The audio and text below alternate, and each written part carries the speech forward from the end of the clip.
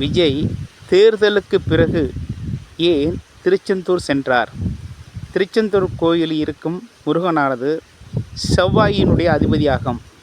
இவருடைய சாதகம் கடக லக்கணம், கடகராசி என்பதாலும் இந்த கடக லக்கணத்தில் இருக்கின்ற செவ்வாயானது ஆளுமை கிரகம் என்பதால் அந்த செவ்வாயானது நீச்சம் பெற்று இருப்பதால் இந்த நீச்சத்தை நம்ம தூண்டும் எண்ணத்தோடு முருகன் கோயில், திருச்செந்தூர் முருகன் கோயில் சென்று அவரனுடைய வேண்டுதலை கொண்டால் இவருக்கு ஆளுமை வரும் என்ற நம்பிக்கை சோதிடத்தில் இருக்கின்றது.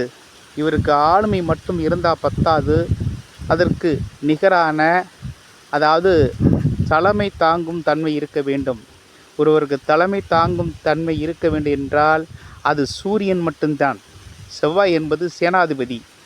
இவருக்கே ஏற்கனவே தளபதி என்ற பெயர் இருக்கும்போது இவர் தளபதியை விட ஆளுமையை விட அரசு ஆளும் தன்மை வேண்டும் என்றால் சூரியனைத்தான் இவர் ஆக்டிவேஷன் செய்ய வேண்டும்.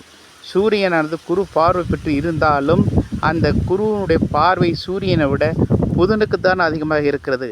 ஆகவே இவருடைய தைரிய வீரியம் ஆளுமை திறன் மேம்படுவதற்காகத்தான் திருச்செந்தூர் சென்றுள்ளார்.